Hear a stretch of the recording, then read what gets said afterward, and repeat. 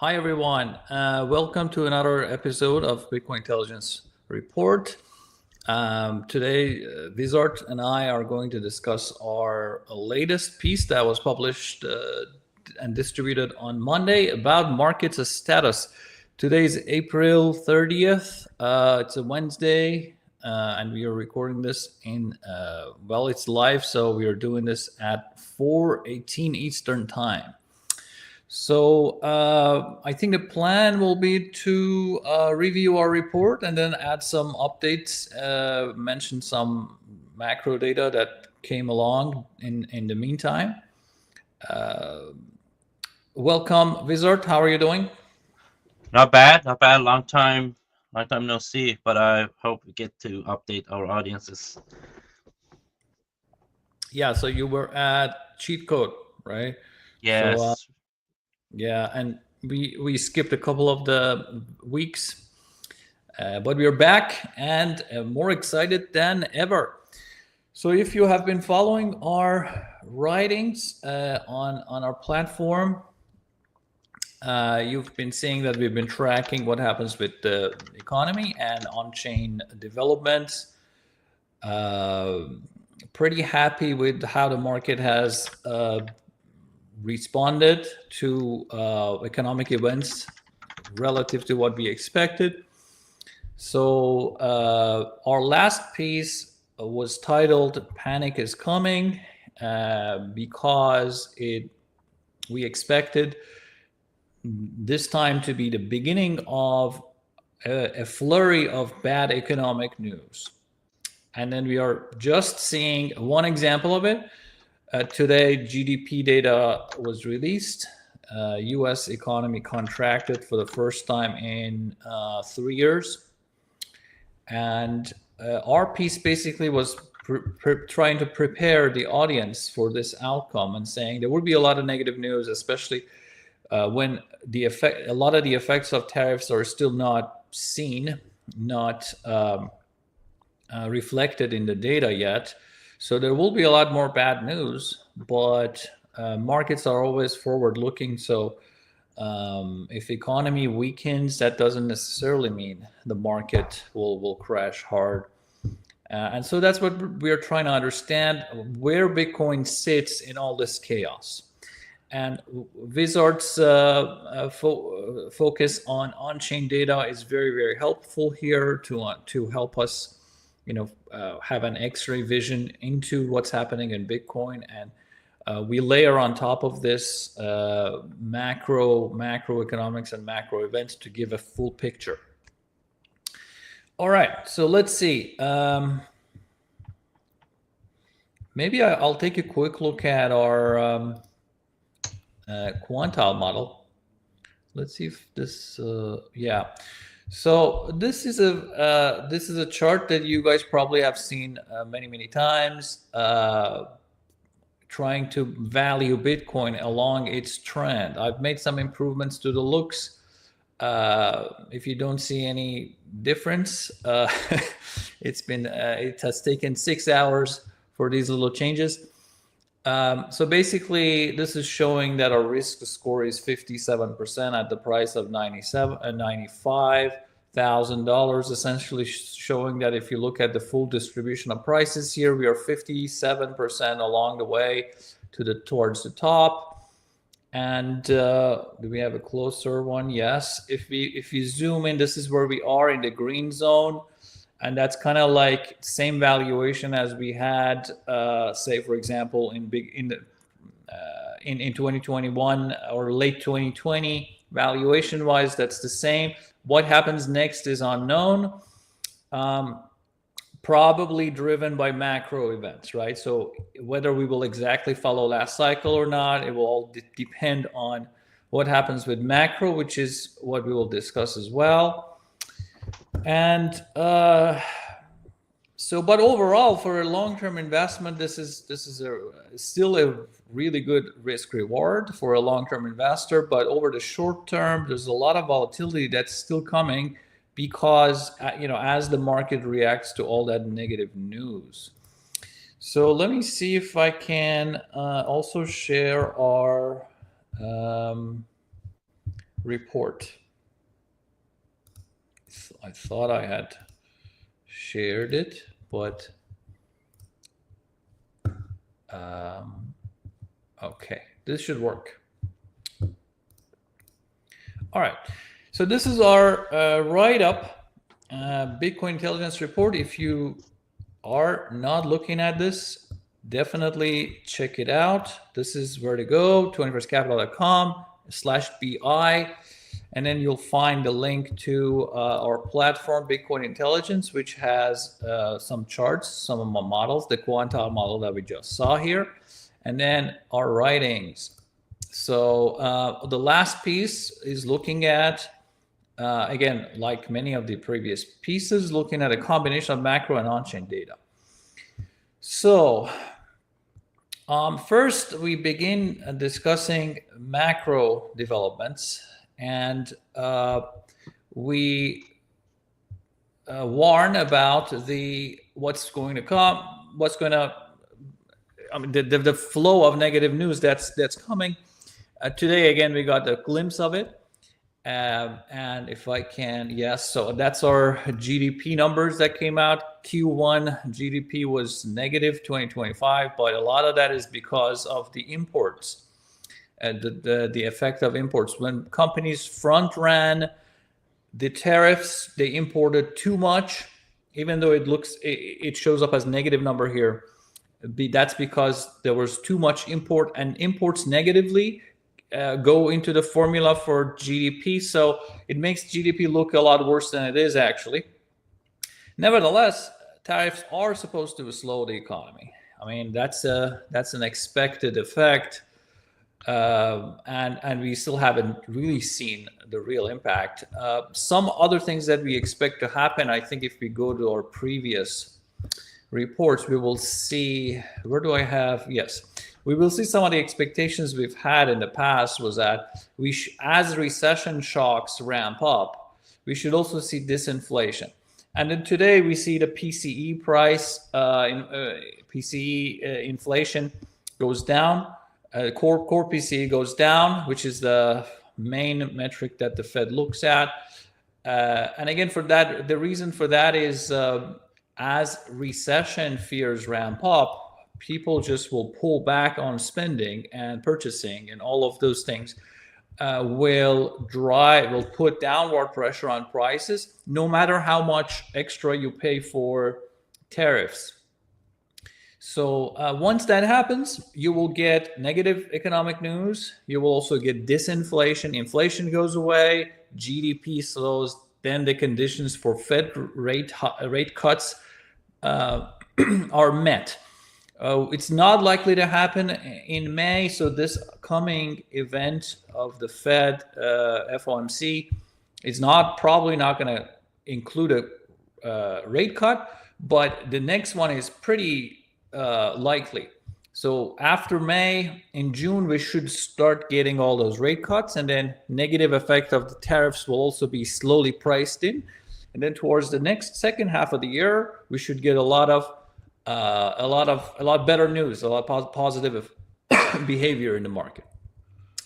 So that's about that. And then hopefully once you read it, you feel a little bit better about and definitely not panic about all the damage that you will see in the social media. The other thing we mentioned is that Bitcoin is really doing great in this environment. It's doing fantastic, especially if you look at Nasdaq. It has been, first of all, when the markets crashed, Bitcoin and Nasdaq went down together. And if you've been following the market for some time, you know that Bitcoin is really expected and used to crash a lot heavier, a lot harder than Nasdaq. But it's only doing a one-to-one crash together with Nasdaq. So it looks like on the downside, it doesn't look riskier. But on the upside, as Nasdaq began recovering a little bit, Bitcoin rapidly recovered and almost closed the gap. So the Bitcoin Nasdaq ratio is almost back to where it was and has recovered all the damage. So it seems like Bitcoin, what it's doing is it is getting less hurt by the sell-off in the US assets, but it's getting more support as markets recover. And for that, again, in our piece, we explain some of the logic behind this. The idea is that most of the tariff-related sell-off is a loss of confidence in US economy. And especially when global investors pull the money out and move to other assets, maybe local assets. I've heard a lot of Canadians, for example, repatriating their investment. Maybe Wizard can shed some more light on that, but then they will invest in local companies. And same thing happens in Europe, other places. So money is losing confidence in the US, but it's not losing confidence in Bitcoin because it's a global capital. So some of that money that is taken out actually ultimately ends up finding its way to Bitcoin and gold. And that's why these things are also going up. Yep. So that's another positive event. Looks like in this environment, actually, Bitcoin is becoming more of, like, instead of a pure risk asset, it's becoming more of a combo of risk and safety. The safety part comes from the idea that if, say, China and US don't like each other and they want to start a capital war, they will hurt each other's economy. But in fact, some of the capital that's repatriated goes into Bitcoin. So Bitcoin actually becomes the more preferred asset in that environment. So that's a very interesting trend to watch. Gold is definitely doing that. So it got a huge beat during this whole chaos. It's near all-time highs. It has come off a little bit because geopolitical fears have gone down. And when that happens, actually Bitcoin catches up and surpasses gold. Okay, moving on. Just one final discussion about whether recession is coming. You could read this. Our idea is, as we've always said, tariffs are very, very hurtful for the economy. They are recessionary. They are a friction. When you do trade and you added friction in that trade, you slow down economy, right? So people say, oh, there is revenue generated for the government and that revenue could be given to companies. But the total revenue that's generated doesn't cover the reduction in economic activity. So overall, net, it's a loss for both sides, right? However, the other part of our thesis is you shouldn't also imagine a full disaster because we explain our logic here. I'll be very quick. Again, you can read the full report, but one of them is this is a problem caused by one man. Okay, maybe a couple of advisors behind him, but essentially one man. And that one man can't afford, politically, he can't afford a recession. And he can stop it. The moment he lifts tariffs and says, okay, guys, we have to exempt many products. Maybe we'll keep some tariffs here and there, a little bit on China and some other rogue actors here and there, but most important products will be exempted. The moment he does it, we are back to the same level and beyond, right? So he can fix it, and he can't afford a recession. So the moment we begin to actually have recessionary data points, I think he will pivot. And we've already seen many examples that he pivoted, right? The 90-day pause after the bond sell-off, and the other points that we are listing here are showing many examples where, exemption of electronics from China. We will see more of this because they are not really making great progress on the deals, and they're getting a little bit desperate, like announcing deals are coming. Nothing is really happening. Like the other side doesn't confirm. So they're getting desperate, and I think over time they will see that deals are happening at a slower pace than tariffs are damaging the economy. So they have to back down a little bit. The only question is how can they do this politically nicely, right? So it doesn't look like a loss. So tariffs are recessionary, but a full recession is unlikely. That's it, in our opinion, right? We might get a shallow recession or something that's not terrible. That's not a disaster for the stock market and for Bitcoin. But Essentially, we're saying don't panic too much. This bad news is bad, right? But not too bad, especially if it gets to a point where job market is hurt. Then the Fed will come in and begin pumping the markets, and before everything pumps, Bitcoin will react to it, right? So it's not as bad as you might hear in the media. Then the second part of the report moves on to on-chain, deep on-chain analysis from one of the best on-chain analysts, Wizard. So I'll stop and I'll let you take the helm. Sure. Do you want to share your own charts from? Yes, please. Yeah. If you don't mind, because I have some live version of those charts. I would like to show them. All right. Okay. How's my volume? Is it high enough? Sometimes I cannot hear myself. Is it loud enough? My speaker is probably not loud enough, but let's see. Yeah. Yes, pretty good. Okay. So, like Sina said, I was in Bedford. I was in Cheat Code. It was a great conference. Whoever was there, I miss every one of you, and whoever was not there, I very encourage everyone to be there next year. It was great, lots of Bitcoiner, and that was why I was not actually doing video with Sina. I do apologize, but I had fun, a lot of fun, and I hope you just forgive me by being absent for 2 or 3 weeks. But 2 weeks ago, we put out a piece on Glassnode, inside the Glassnode.com. I'm going to just go over that, and then I'm going to come back to the Bitcoin intelligence report and then tie it together. But the main message I tried to pass to the audiences and readers is this rally was pretty constructive. You could see the spot market was backing this rally. It was obvious, especially the ETFs were showing a strong inflow. I think it was one of the top 10-day inflow actually to IBIT. So we cannot deny that the spot market was seeing this rally. I'm backing this rally as a chance to, hey, we might go see an all-time high. Because no one knows when we're gonna actually bounce back and go to a new all-time high. That's the reality. That's the fact. But we have to use the data and see how strong is the spot weight in the rally, or how possible it is the people who are in loss start to spend their coins, or are we close to the point that people that are on break-even point might be incentivized to sell? So these are the questions we want to answer, and I'll try to start with the week on chain or the report we put on Glassnode, and then come back to the Bitcoin intelligence. In that report, I started with a very, very interesting chart that me and Sina used it almost in every episode that we talked about Bitcoin, and this is short-term holder. I try to use the term recent investor instead of saying short-term holder because it might be a little bit technical for our audiences. But literally, the investors who bought in last 6 months, active investor, recent investor, or I can even say it is closer to the demand side in the market, the investor that are representing the demand side. The blue line is showing the cost basis of this investor.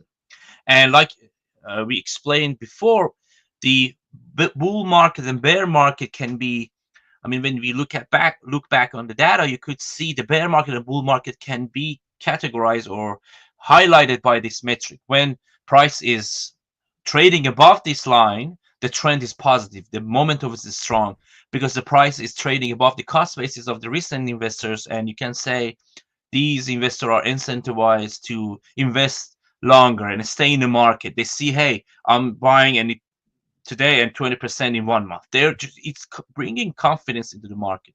The other side of the coin is when the price drop below their cost basis, which is the blue line, is when the momentum is dropping. The new investors are entering into the market, but the price is keep trading below their cost basis, and that causes and damages the new investors' confidence in the trend. So this is a very strong metric that gives us a compass to see if we are in the bull market or in a bear market.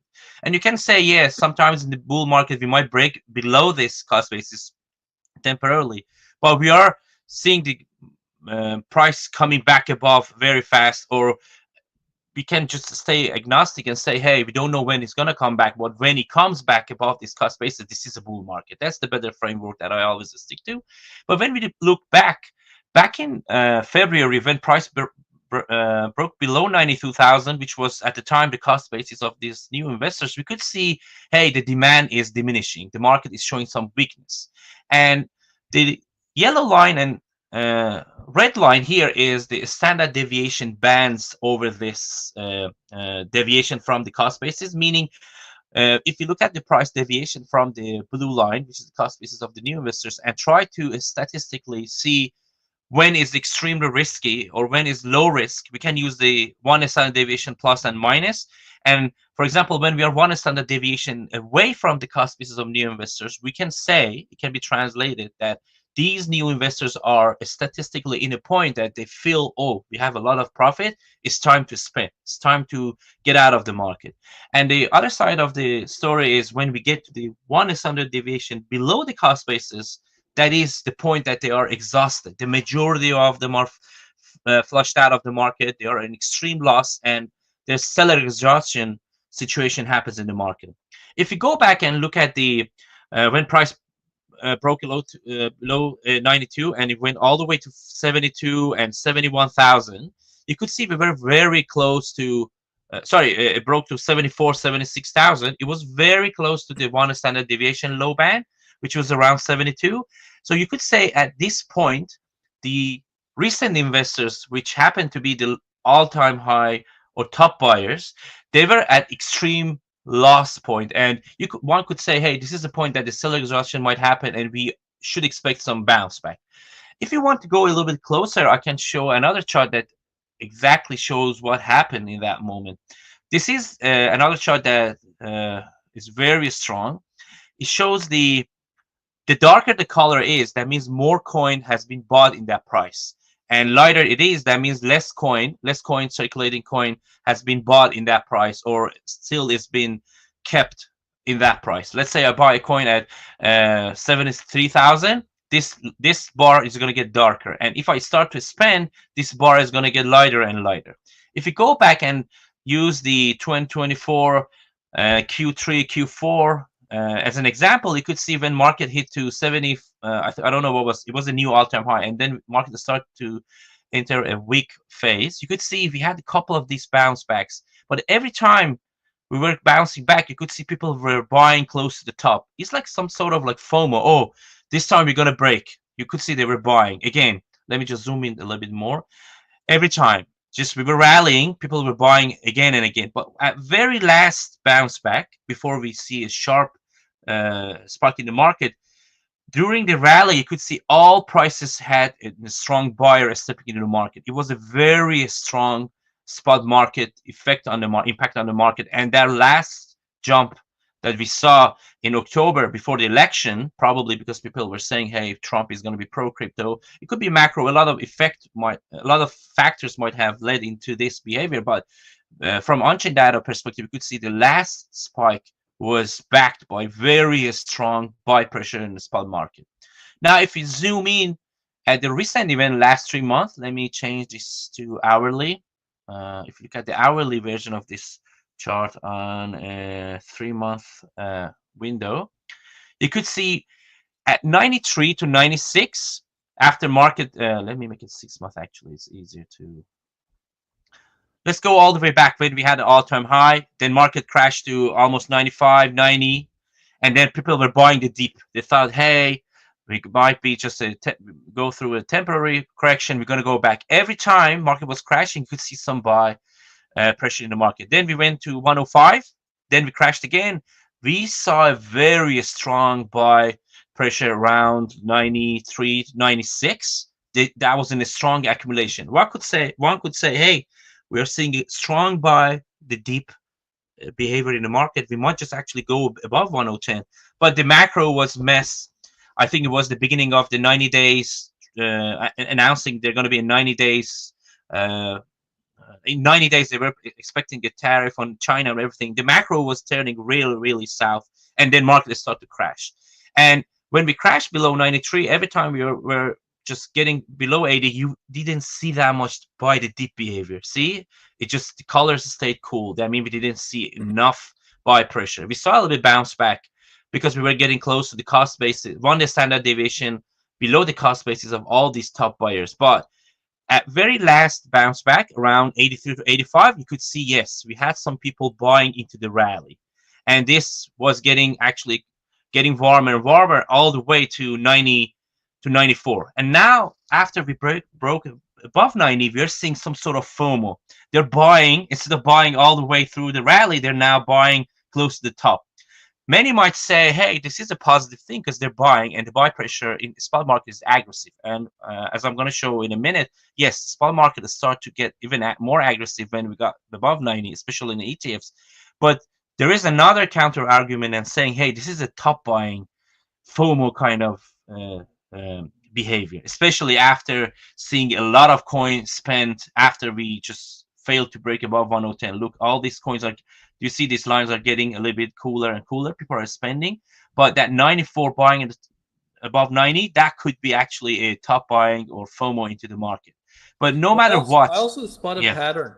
Like in the first crash in February, right? That's pretty yeah, late February, right? This is yeah, when, like macro wise, this is when people started to realize that tariffs are actually happening, right? So yep, Trump really doubled down, and it felt like it's becoming a reality. So then uh, the illusion, people were disillusioned, and we realized, oh, this is going to happen. So market began selling off. Now it was a pretty terrible sell-off, right? Fast all the way down to 80, low 80s, right? And yeah, but looking at the buy pressure, we did have a bounce back up, but it was on very low volume, low buy pressure. So um, seems like it bounced back up on weak support. yep, But as time goes on, you see the strengthening of the buys, the dip buyers, right? I think if you're analyzing a crash, this would be a very interesting pattern to watch. Like early in the crash, you maybe you don't want to buy the dip that too early, right?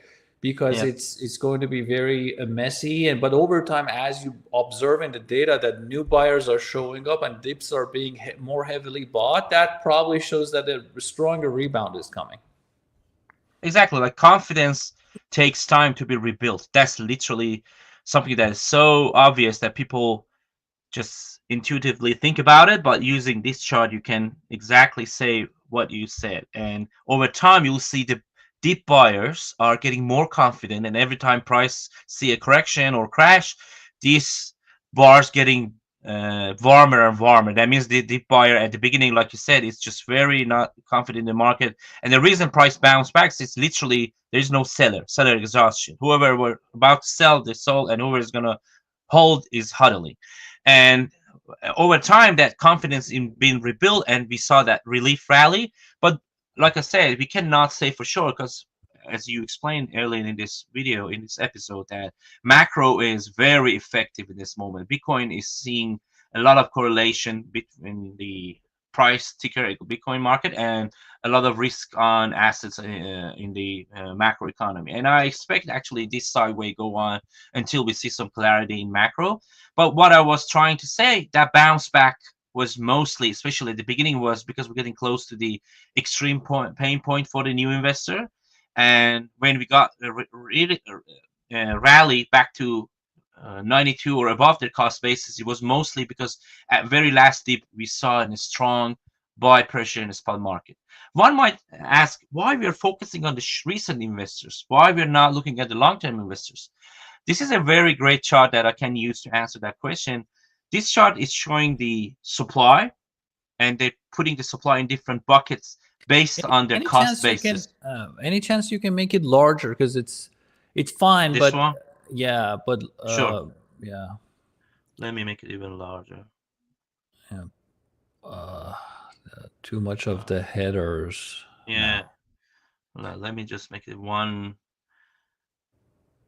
Okay. Yeah, I hope it's just good enough. Yep. All Yeah. right. So this chart is categorizing the supply by every coin by the cost basis of that coin. For example, if you see there is 200 or 300,000, 210,000 at the cost basis of 20,000, that means there are almost 200,000 of coins being moved or purchased at 20,000 and still not being moved.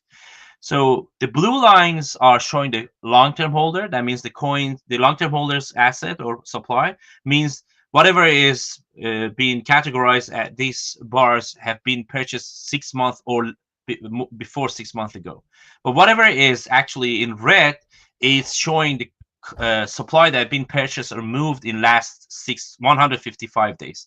And as you can see, price is hovering in the region that majority of coins at loss are the short-term holders. So that's why, especially when we are post all-time high, when we are in a decisive moment that we might enter in a long bear market, or we might see a bounce back or a strong recovery, when we are in that decisive moments, when the trend is not obvious, we have to look at the short-term holder or recent buyers, because their behavior is going to determine the next mid to long-term trend in the market, upcoming trend in the market. So when we look at them, yes, we saw a little bit seller exhaustion around 74 to 76, and then we saw a little bit buy pressure after we hit to 72 or sub 80 at second time, and that rally was really strong in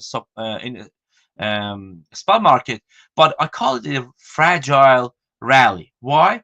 Because we have to stabilize longer than 1 or 2 days above the cost basis of short-term holders before we calling for a, hey, bull market is back, we're going to go to a new all-time high. To support that hypothesis or theory, I have to use another chart. This is a very, very nice chart. This chart is looking at the supply of the short-term holder, like I explained why short-term holders are important, because they're determining the mid-term to long-term behavior in the market when we are at a pivot point, close to pivot point. This metric is showing the ratio between number of coins in profit to the number of coins in loss, only for the recent buyers. For example, if you see this metric is at 1, that means the ratio is at 1, 50-50. 50% of the supply is in profit, 50% is at loss.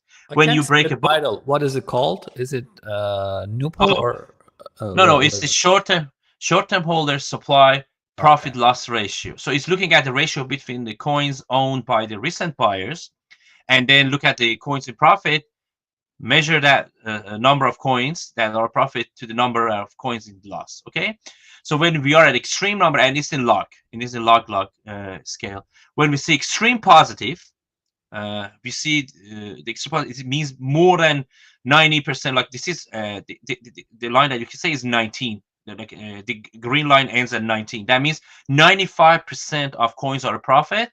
When we go to the gold area on top here, that means plus 95% of the supply owned by the recent buyers at a profit. When we break below 1, that means more than 50% of coins are in loss. When we are at 0.1, that means more than 90% of coins are in loss. So these are when we break beyond the green and red lines, that means an extreme profit and loss. What you could see in the bull market, we are usually trading above y equal to 1. I mean, most of the time, majority of supply plus 50% of the supply owned by the recent buyers in a profit. But in the bear market, we are bouncing between extreme number close to 0 all the way to 1. So that means the majority of the time, most of the supply owned by the recent buyers in loss. That's a feature of the bear market. As you could see, we had a bear market in 2024, and after breaking below, I think 96, 93, we saw the majority of the coins owned by the recent buyer were in loss. Obviously, these are the buyers who bought after the election all the way to 108, 105. As soon as we broke below 96, the majority of them were in loss. Now, throughout the rally back to 93, this metric saw a bounce back to 1. In bear market, we saw that. And in the middle of the bull market, we saw that as well. Like back in 2021, when we had the China ban and the China ban uncertainty was over, and we saw a strong bounce back. What we saw in this cycle, see one episode all the way to August 2023, we were bouncing above 1. Then after August 2023, we saw a little bit bear market. And then we had all the way up to June 2024, then bear market.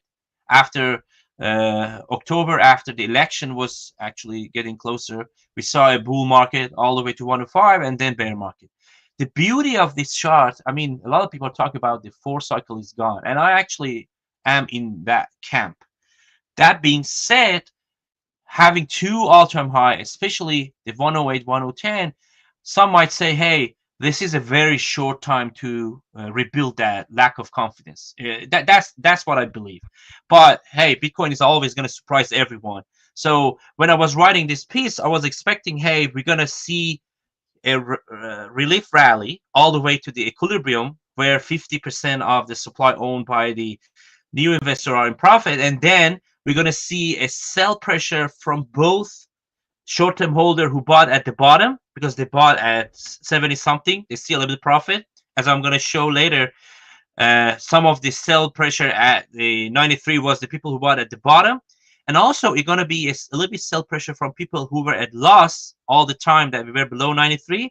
Now they see the price is getting close to their cost basis, they might start to sell at break even because they were like suffering by being in loss in last 2 months. So that's why we are in a decisive moment. If we want to see a bull market, if you look at every single sustainable bull market plus 1 month cycle bull markets, you have to go back and see. We have to see this metric comes all the way back to 19 or 20, which means more than 95% of the supply owned by the recent buyers be in profit. But when we go back to that heat map, that means we should be above 98. So if we go and stabilize above 98, that means the majority, more than 95% of the recent buyers are in profit. That means confidence. That means the recent rally was not just a dead cat bounce, and the confidence in the market has been revived enough that the momentum will push the price even higher. But until then, until breaking above this big supply, this is a very huge amount of supply here that they might start to sell at break even. Until then, I will look at every bounce back, something like what we saw between December 2021 all the way to January 2023. These are all relief rallies or dead cat bounce, or whatever they're gonna call it, but it is a reversion to the mean value, to the point that market is in equilibrium. And to prove my point about like the short-term holder were the main sellers, like I said, when we're getting close to the cost basis, if you look at another metric, which is SOPAR. Can you go back to before moving on? Sure. Yeah. So I want to point out, yeah. So basically, in the bear market, dead cat bounces, we became, particularly in the last cycle, we became really, really sold off. Like we went down to the gold region, and then we bounced with a little bit of price recovery. Everything went back to green. And then we go back to red and gold, and then we have a little bit of recovery, and then we go back to green, and then the price still crashes. So how do we know that the move to green is this time is not like the other times? So one of the things you mentioned is if it's significant enough that it then restarts the momentum and FOMO trade. But what metrics will you use to determine the end of or maybe reject the dead cat bounce? I know you commented on this a little bit, but it's very interesting distinction, right? It's a huge difference between getting it fully right or fully wrong. I mean, we have to use other metrics, but if you want to use just this metric, is sustaining that green phase. Just a small bounce back to the green one is not meaning that bull market is back. If you notice, like just look at 1 month, at least 1 month above the staying in the green is needed. Look at every single time we stayed here 1 month in green. Then look, we had a bull market for 3 or 4 months. Okay, then here we had a bounce. I think the rule exactly. So I think the rule we can extract from what you said is that coming back to the green region restarts the sell-off for people who, like you said, the suffering ended. You're back to break even. You want to get out, right? If that is strong enough, we go back to negative, and that's a sign that, hey, this was not sustainable. But if the sell pressure is not enough and we keep going up further, that means this has legs. Yeah, but I'll use other metrics because we have plenty of metrics, especially the derivative market and the spot market. There are lots of other metrics that we have to, when we are back at the break-even point, we have to use them. It is very like naive to only use this one. But if you're forcing yourself to use this one, you should sustainably stay above one for at least 1 month to say, hey, more than a month that the recent investors are being in profit. So that means the confidence is back into the market. But I'm going to actually answer that question because I had the same question. Hey, is it the bounce back? How are you going to just explain this? The other thing that I use are going to be the next chart. The next chart is, let me see. Yes. Yeah, I'm gonna go to the perpetual market when I see, hey, we are at the decisive moment. Is demand back? Is market warming up? The first thing I use is the funding rate, and we use it a lot, and we explain it to our audiences. Let me just use this is an average funding rate. Let me do like a 7-day moving average. As you can see, after breaking to 108 back in December 2024, since then the funding rate is dropping.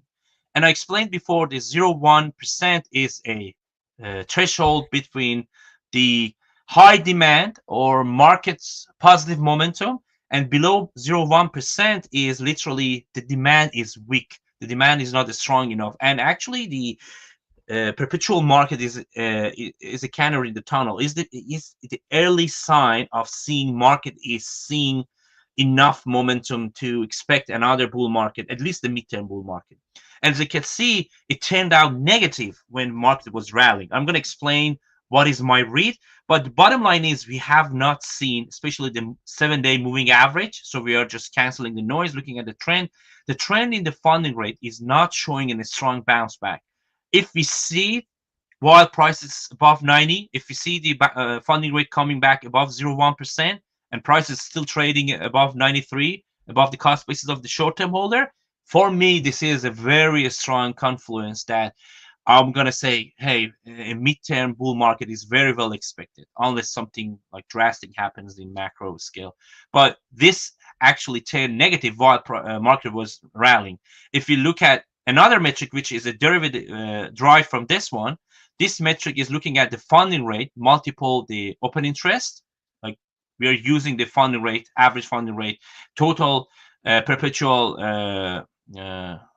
Let's see, it's loading. It takes a little bit of time. Funding rate multiplied by open interest. Why would we do that? If you are calculating the dollar value paid by the long side of the perpetual contracts and see how much per hour they're paying to keep their long position open. When this metric is very high, it is giving us, it can be translated to the fact that they are confident in the bull market enough to pay, I don't know, up to 2 million per hour to keep their long position open. When this metric is dropping in, like bear market in 2021 or the bear market in 2024, it's getting close to zero or even become negative, that is a sign that the long side in the perpetual market is not confident enough, or they don't have no appetite to pay the premium and stay long in the market.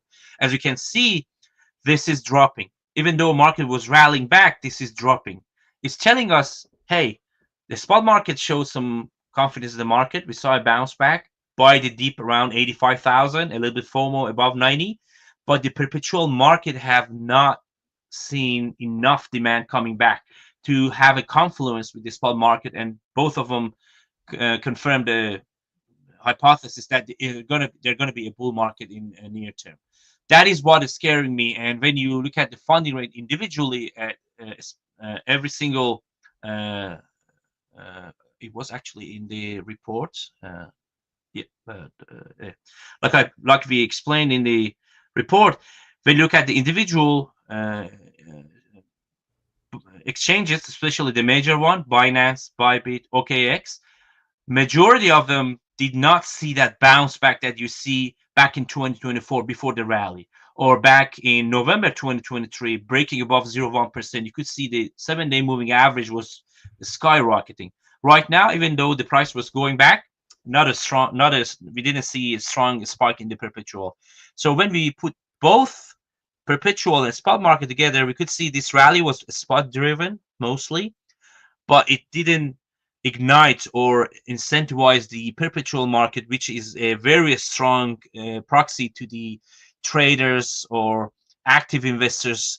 If you don't see them coming back to the market, it's going to be a very fragile rally. That's why I called it, and I think we call it together the fragile rally in the market. We want to see the perpetual, or if you want to be smarter, we want to see the long side premium per hour is bouncing back to a number like 1 million. Back in December 2024, plus $1 million per hour was paid by the long side of the perpetual contracts to keep their contract open. That means pure euphoria, pure momentum in the perpetual market. But right now, we're still seeing it's going down, even though price going down. But one might ask, hey, what was the perpetual traders going? Why we didn't see like price going up and OI went up, but still funding rate is negative? That means yes, the buyers in the perpetual market stepped in parallel with the spot market, but the people who were shorting were more aggressive. They were like more aggressive in terms of like trying to speculate the price, and they might get squeezed out of the market, but that shows the lack of confidence. When we want to call for a bull market, we should expect the very clear message or signal from the perpetual, and that's a positive funding rate, especially the 7-day moving average above the threshold value, which is 0.1%. To build on the spot market effect on this rally, I have to point out the ETFs. ETFs, after 1 month or I think it was 1.5 month of negative or close to zero inflow, they experienced a very, very strong inflow after we broke above 93, which is funny because all the way from 74, we saw a sell-off around 74, 76, all the way to 93, they were staying quiet. And after breaking above 90 something, 91, 92, you saw a strong inflow, which is like a FOMO to me. And so-called smart money or institutional investors are behaving as a retail investor, which is really interesting.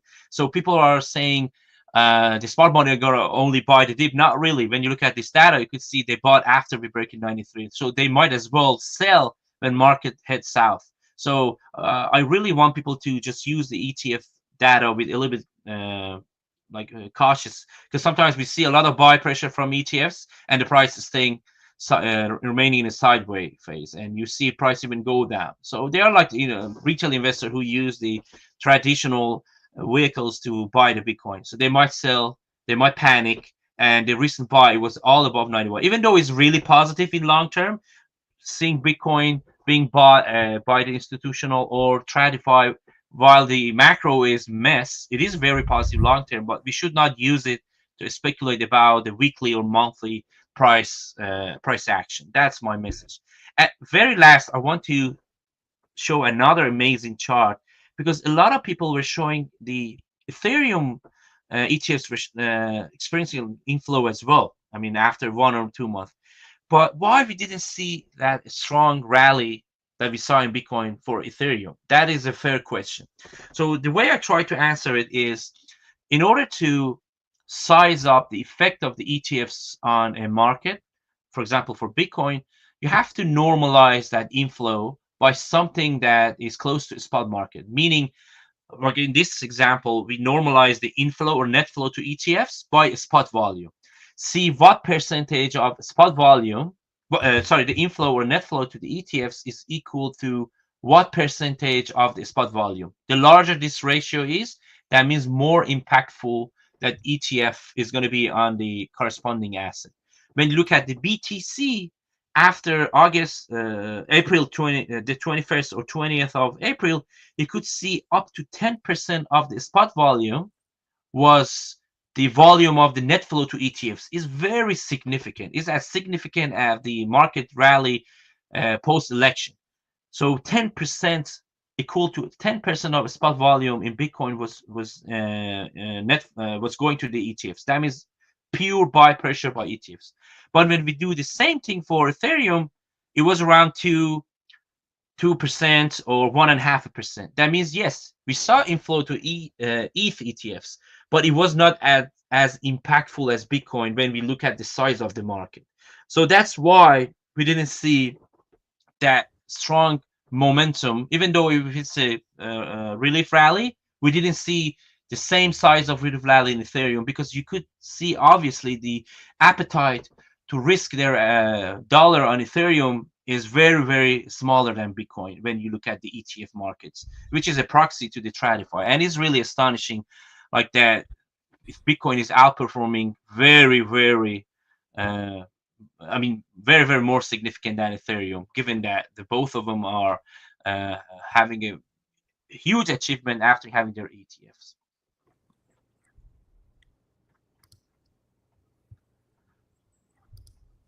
Yeah. So Fantastic. I think we have one more chart I think we discussed, and that was this spot market volume. Like I was saying, looking at just buying the deep moment in the market, just seeing a little bit FOMO is not going to be enough to call for a bull market. The other thing I would look is the average monthly or weekly volume in the spot market. In bull markets, not only the price goes up, not only you see that the every dip being bought, you have to see the total volume, the active volume on the centralized exchanges, or if you're looking at the ETF volumes, both should go up as well. So the recent rally to 893, we could see a little bit bounce back in the spot market volume as well, but it's still, the trend is not there. All these metrics should show a trend over a month before recalling a long-term bull market. And we are happy to see it, but so far, we have not seen all those required minimum condition before calling a bull market, calling for a bull market. So far, I read this as a bounce back to the mean value in the market, which is cost basis of the new investors. I'll be happy to see a 1 month stabilization above the cost basis, but before then, to me, it's just going to be a sideway, or even if you see a negative structure in the macro economy, you might even see another sell-off. Yeah, fantastic. It's amazing how all the signals kind of align with each other. What we actually write in our write about macro is that there's a lot of uncertainty, and there's fears are rising, and you actually can see the same dynamic play in the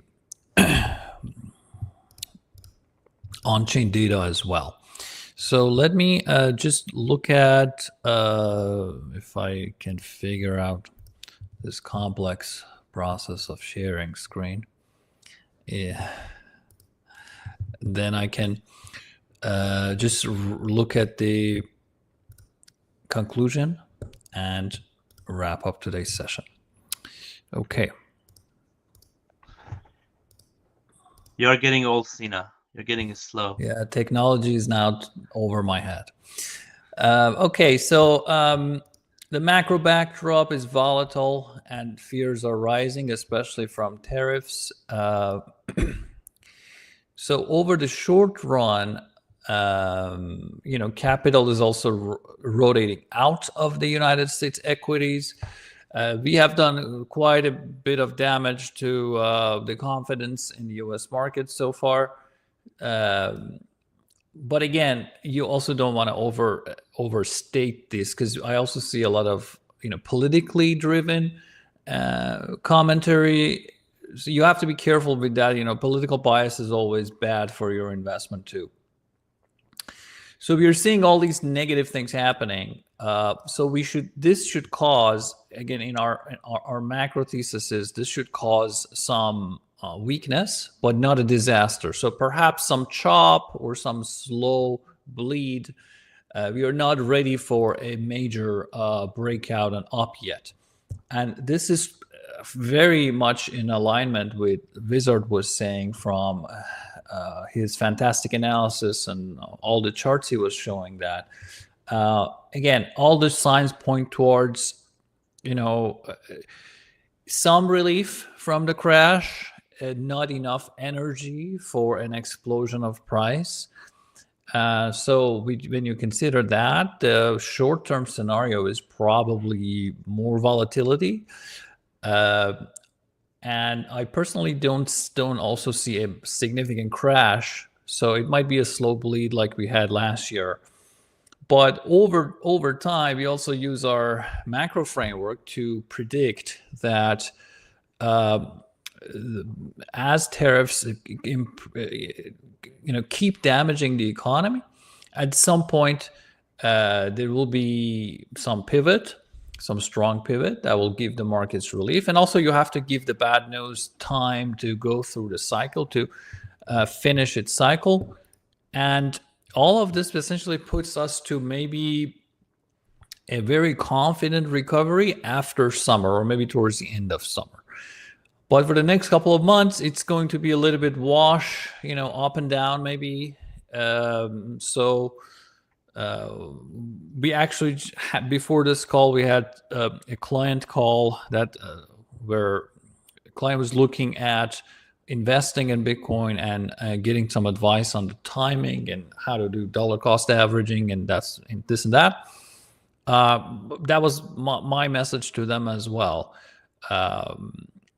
If we were back at like 75 or 80, this would have been a no-brainer. But right now we're kind of back. Even the Quantile model and power law models show we are back at the fair value.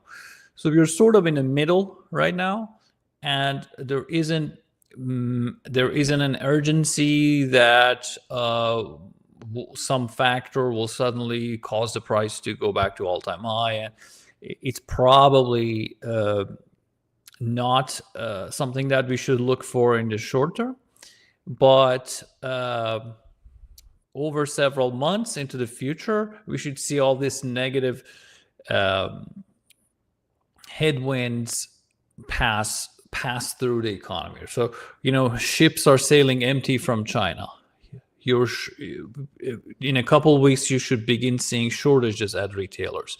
When shortages happen, you should see consumers panicking. You should see spending drop. You should see companies beginning to think about, hey, we can't really pass on these prices to customers. So how else can I save money? By reducing the headcount, starting with hiring freeze, and then reducing the time, reducing the weekly hours that employees work, and then finally resorting to firing people, reducing long-term investments. When these things happen, markets will definitely sell off. We still haven't seen the full effect come and go. So we need that cycle to unfold for Bitcoin to be on a strong path to recovery. However, again, you have to be also careful. Bitcoin is likely going to do a lot better than US, like Nasdaq, and it will probably also recover much faster. So all of this analysis basically tells me that the potential for an extreme up or extreme down is now pretty much off table. So we're looking at a period of boring and maybe choppy price action. Probably we have to be patient for 1 or 2 more months until we have a lot more fuel behind the rally. What would you say, Wizard? How would you summarize your thoughts? I think President Trump said today that it's Biden's fault, so we have to get past whose fault it is. But if I want to put it simply, I was saying that short-term holders are in charge in terms of like they have to see the demand is coming back. If they don't, we have still a lot of top buyers that they are huddling, and I'm afraid they start to lose confidence, start to sell. So if we don't see a positive comeback in macro in coming month, I very well expect to see the bear market get the stretch. But that being said, with the behavior we see from ETFs and the spot market, we have a lot of patient buyers when we break it below 80,000. So I'm not expecting crazy minus 90% from all-time high type of bear market, but I do expect timely bear market. So going sideways long term. And if we break below 71,000, which is one standard deviation below the cost basis of short-term holder, that is where statistically been proven a golden time to start to buy or lump sum your position into Bitcoin. I'm not giving a signal, but I try to be a little bit precise, or I don't want to give a vague number. 71, 72, below that, that is an extremely positive, extreme pain in the market, and that going to be, they're going to be high probability that is the range that market bottom is going to be in. But do we get there? I have no clue. If we don't get a positive comeback in macro in coming weeks, we might as well get to 70 or below 70. So we will be there to look at the data and see what happens and how things unfold, and what happens to these multiple forces that are at play. Yeah. If you want to look at our work again, you can find it here every week. We are going to put out one report summarizing all of our research throughout the week, and trying to get to you at the gist of what's going to happen. I think a couple of distinctions that we have is that we are covering both important sides for Bitcoin, which is internals of it through on-chain and externals of it through macro. The other one is we are trying to be a little bit bold, and rather than describing the past, we are also trying to give some hints about future. So hopefully you find it helpful. We're getting a lot of kind comments on the articles. Keep that coming. And we will see you in the next video next week. Thank you very much, Wizard. See you, everyone. Bye.